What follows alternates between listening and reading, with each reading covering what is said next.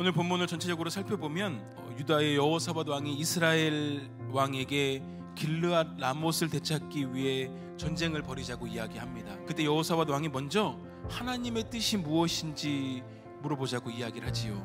그러자 이스라엘 왕이 선지자를 400명쯤 모아놓고 길르앗 라못에 가서 싸울지 말지를 물어봅니다. 그곳에 모인 선지자들은 다 좋게 이야기합니다.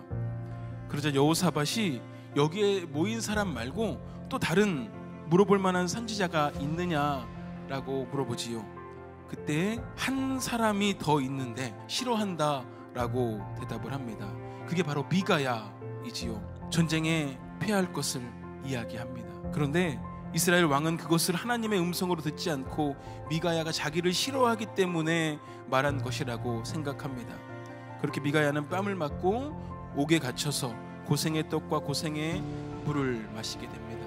그렇게 미가야의 예언을 무시하고 전쟁을 시작한 왕은 결국 전쟁터에서 죽게 되었습니다. 내 기도의 기준은 이라는 제목으로 말씀을 나누고자 합니다. 중요한 내용이 몇 가지 있습니다.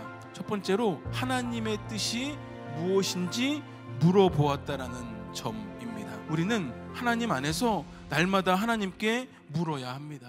내가 아무리 좋은 계획을 가지고 준비할지라도 하나님의 뜻과 내 계획이, 내 생각이 맞는지를 살펴보아야 할 줄로 믿습니다. 두 번째, 하나님께 물어보는데 무엇을 위해 물어보느냐 하는 점입니다.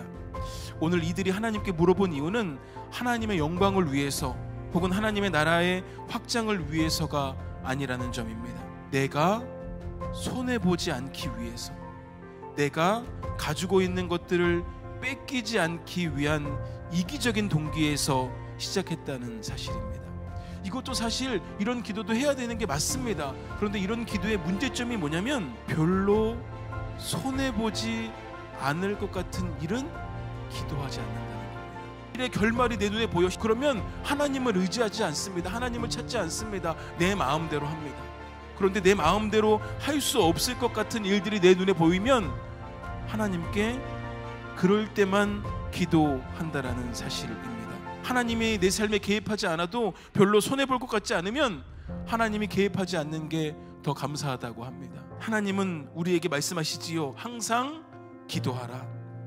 우리가 하는 기도의 목적은 나에게 이익인지 아닌지, 내가 손해를 보는지 안 보는지가 기준이 되어서는 안 된다는 사실입니다. 기독교적 방법, 하나님의 방법은 거의 대부분 내가 양보하고 손해보는 삶입니다.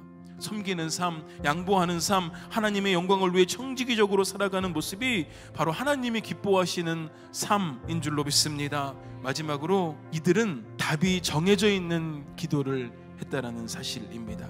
자기에게 좋은 말을 하는 선지자는 좋은 사람이지요. 가까이 해야 되는 사람입니다. 내가 결정해놓고 내가 결정한 대로 말해주면 좋은 사람이고요, 내가 결정한 것과 다른 말을 하면 나쁜 사람입니다.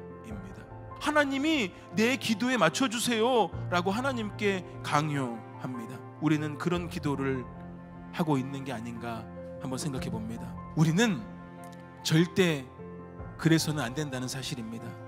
우리가 아무리 좋은 계획을 세웠다고 할지라도 하나님이 노라고 말씀하시면 하나님 말씀에 순종하고 내 계획을 바꾸는 하나님의 사람들이 되시기를 소망합니다. 우리가 하나님 앞에 나아가는 방법은 우리의 지혜가 아닙니다. 아무리 좋은 방법으로 꾸민 발표가 아닙니다. 오직 하나님의 뜻에 순종하는 자세인 줄로 믿습니다.